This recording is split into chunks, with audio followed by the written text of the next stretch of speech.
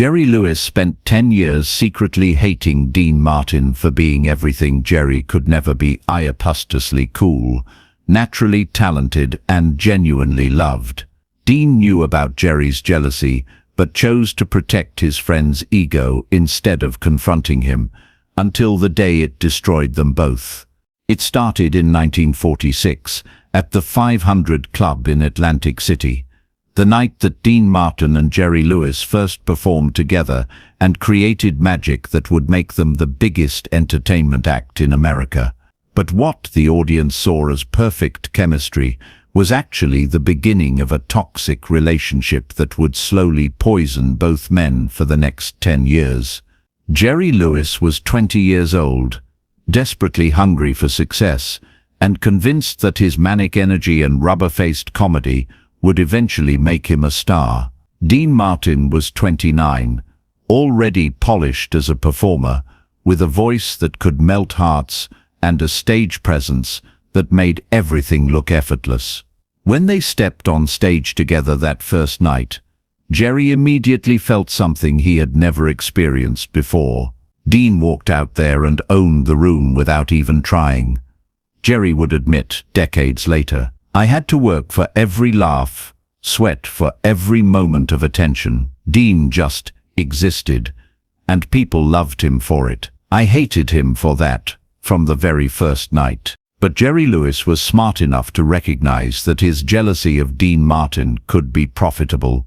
If he couldn't be effortlessly charming like Dean, he could at least be Dean's partner and share in the success that seemed to flow around Dean like a natural force.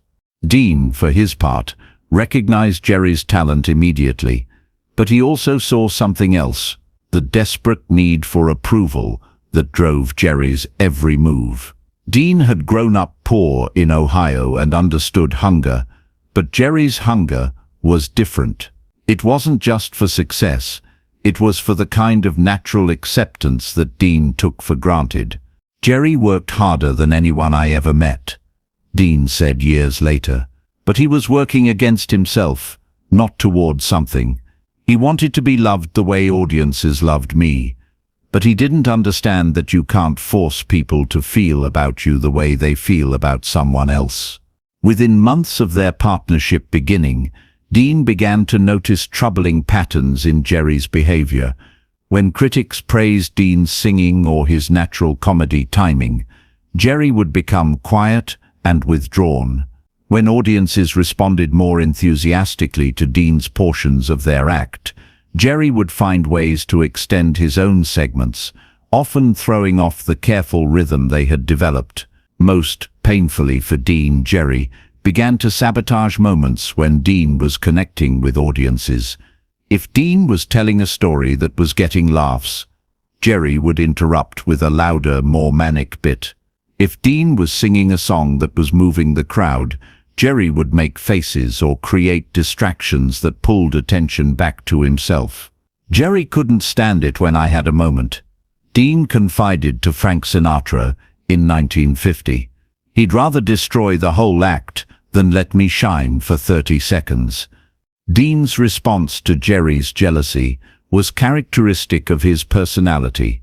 Instead of confronting his partner about the destructive behavior, Dean began to deliberately diminish his own performances to make Jerry feel more secure. He would cut his songs short, downplay his comedy contributions, and even avoid certain material that he knew showcased his natural talent. Dean started making himself smaller to make Jerry feel bigger, observed their mutual friend Milton Berle. It was heartbreaking to watch, because Dean was sacrificing his own gifts to protect Jerry's ego. But Dean's kindness only made Jerry's jealousy worse. Instead of appreciating Dean's sacrifice, Jerry interpreted it as proof that Dean thought he was better than Jerry, which, in terms of natural talent, was arguably true. Jerry began to resent not just Dean's abilities, but Dean's attempts to make Jerry feel better about his own insecurities. The dynamic became increasingly toxic as Martin and Lewis became more successful. The more money they made, the more famous they became, the more Jerry's jealousy ate away at him. He would study Dean obsessively, trying to figure out how to replicate Dean's effortless charm. But the harder Jerry tried to be like Dean, the more forced and desperate he appeared. "I would watch Dean get ready for a show," Jerry recalled, "and he would just put on his tux, comb his hair, and walk out there like he owned the world. I would spend hours preparing, practicing faces in the mirror, working on my timing, and still feel like I was faking it." Dean never looked like he was faking anything. Jerry's jealousy began to manifest in increasingly cruel ways. He would make jokes about Dean's intelligence, suggesting to reporters and other performers that Dean was just a pretty face who couldn't function without Jerry's comedy genius. He would schedule solo interviews and photo shoots, trying to build his own separate identity apart from Dean. Most hurtfully, Jerry began to undermine Dean's confidence by constantly pointing out his flaws and failures. If Dean forgot a lyric during a performance, Jerry would mention it repeatedly afterward.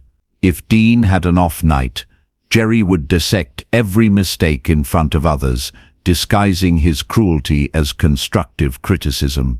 Dean endured this treatment because he genuinely cared about Jerry and understood that the jealousy came from a place of deep insecurity. But privately, Dean was beginning to suffer from the constant emotional abuse disguised as partnership. "Jerry was killing Dean slowly," said their manager Abby Greshler. Dean would come off stage after a great show, feeling good about the performance, and Jerry would find 5 things wrong with what Dean had done. After a while, Dean stopped feeling good about anything. The situation reached a breaking point during the filming of Artists and Models in 1955. Dean had been given a solo song in the movies, a beautiful ballad that showcased his voice perfectly. The scene was shot in one take and was clearly going to be a highlight of the film. But Jerry couldn't bear to see Dean succeed so completely on his own. Jerry went to the director and convinced him that the song was too long, that it stopped the momentum of the comedy, recalled co-star Dorothy Malone. He got them to cut Dean's song down to almost nothing. Dean never said a word about it, but you could see his heart break.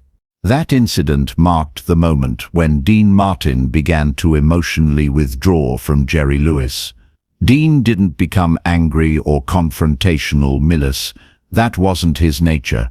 Instead, he began to protect himself by caring less, by investing less of his emotional energy in their partnership. Jerry, with the self-destructive instinct that had driven his jealousy all along, interpreted Dean's withdrawal as rejection and responded by becoming even more possessive and demanding. He began to publicly refer to himself as the real talent in Martin and Lewis, suggesting that Dean was lucky to be along for the ride. Jerry started believing his own publicity, Dean said years later. He convinced himself that he was carrying me instead of the other way around. It was easier for him to believe that than to admit how jealous he'd been all those years. The final explosion came during their last performance together at the Copa Room in Las Vegas on July 25, 1956. Jerry had spent the entire evening making cutting remarks about Dean's performance, undermining him in front of their friends and colleagues. After the show, Dean finally confronted Jerry about the years of jealousy and emotional abuse. "I told Jerry that I knew he hated me for being what he couldn't be," Dean revealed to Frank Sinatra afterward. "I told him that I had tried to help him, tried to make him feel better, but that nothing I did was ever enough. He looked at me like I had slapped him." Jerry's response was to deny everything and accuse Dean of being narcissistic and self-absorbed. He claimed that Dean had always thought he was better than Jerry, that Dean had never respected Jerry's contributions, and that Dean was breaking up the partnership out of jealousy of Jerry's solo success. Jerry couldn't admit the truth, even to himself, Dean reflected. He had to make me the villain to protect himself from facing how ugly his jealousy had become. The breakup of Martin and Lewis devastated both men, but in different ways. Jerry lost the security of being partnered with someone whose natural talent elevated everything they did together. Dean lost a friend he had genuinely loved, despite that friend's inability to love him back without resentment. For 20 years after their breakup, Jerry Lewis continued to badmouth Dean Martin in interviews, suggesting that Dean had been difficult to work with, unprofessional, and jealous of Jerry's individual success. Dean characteristically never responded publicly to Jerry's attacks. Dean never defended himself, said Jerry's former wife, Patty Lewis. He just let Jerry say whatever he wanted. I think Dean understood that Jerry needed to blame someone else for the failure of their friendship, and Dean was willing to be that someone. The toll of Jerry's decade-long jealousy had lasting effects on Dean Martin. He became more guarded in his professional relationships, less willing to open himself up to partnerships that required emotional investment. He had learned that kindness could be interpreted as weakness, and that protecting someone's ego could sometimes enable their worst impulses. After Jerry, Dean never let anyone get that close to him professionally, observed Sammy Davis Jr. He was still generous, still loyal, but he never again made the mistake of sacrificing himself for someone else's insecurity. When Dean and Jerry finally reconciled during the 1976 MDA telethon, Jerry was finally able to admit some of the truth about their relationship. In private conversations after the cameras stopped rolling, Jerry acknowledged his jealousy and the way it had poisoned their partnership. I told Dean that I had spent 20 years hating myself for not being him, Jerry confided to friends. Dean just looked at me and said, "I know, Jerry. I always knew. He had protected me from my own jealousy for 10 years, and I never even realized it." But even their reconciliation couldn't fully heal the damage that had been done. Dean forgave Jerry, but he couldn't forget the decade of emotional abuse he had endured while trying to be a good friend to someone who resented his very existence. The saddest part, reflected Dean's daughter Deanna, is that Dad really loved Jerry. He saw past the jealousy to the scared kid, who just wanted to be accepted. But Dad paid a price for that love that Jerry never fully understood. Jerry Lewis, in his final interviews before his death in 2017, spoke more honestly about his relationship with Dean than he ever had before. "Dean Martin was everything I wanted to be and could never become," Jerry said. "He was naturally charming, naturally funny, naturally loved. I spent 10 years hating him for having what I couldn't earn, and Dean spent 10 years protecting me from my own hatred. He was a better man than I deserved as a friend." The story of Dean Martin and Jerry Lewis reveals the destructive power of jealousy within even the closest relationships. Jerry's inability to celebrate Dean's natural gifts, combined with Dean's well-meaning attempts to manage Jerry's insecurity, created a toxic dynamic that eventually destroyed one of the most successful partnerships in entertainment history. Dean Martin's response to Jerry's jealousy, protecting his friend's ego at the expense of his own emotional well-being, showed both the best and worst of his character. His kindness was genuine, but his unwillingness to confront Jerry's destructive behavior enabled it to continue for years longer than it should have. "Dean taught me that you can't love someone out of their jealousy," Frank Sinatra observed. Jerry had to want to change, had to want to be better. All Dean's kindness couldn't fix what Jerry didn't want to admit was broken. The tragedy of Martin and Lewis wasn't that they were incompatible. It was that they were too compatible in the wrong ways. Dean's need to be liked made him enable Jerry's need for constant validation. Jerry's insecurity fed off Dean's attempts to make him feel secure. They created a cycle that sustained their partnership professionally, while slowly destroying their friendship personally. In the end, Jerry Lewis's jealousy of Dean Martin cost him the one thing he wanted most: the genuine love and acceptance that Dean had offered him freely for 10 years. By the time Jerry was mature enough to appreciate what Dean had given him, the relationship had been too damaged to fully repair. The story serves as a reminder that jealousy in friendships is often more destructive than jealousy in romantic relationships, because friends are supposed to celebrate each other's successes rather than compete with them. When envy enters a friendship, it poisons the very foundation of trust and mutual support that makes friendship valuable. Dean Martin's experience with Jerry Lewis shaped his approach to all future relationships, teaching him that protecting someone from their own destructive emotions isn't always the kindest thing to do. Sometimes, real love means confronting people with truths they don't want to hear, even if it costs you the relationship.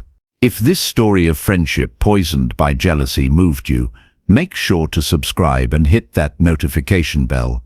Share this video with someone who needs to hear about the importance of confronting toxic dynamics before they destroy relationships.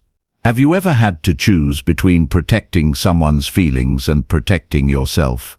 Let us know in the comments, and don't forget to check out our other videos about the complex emotions that shape our closest bonds.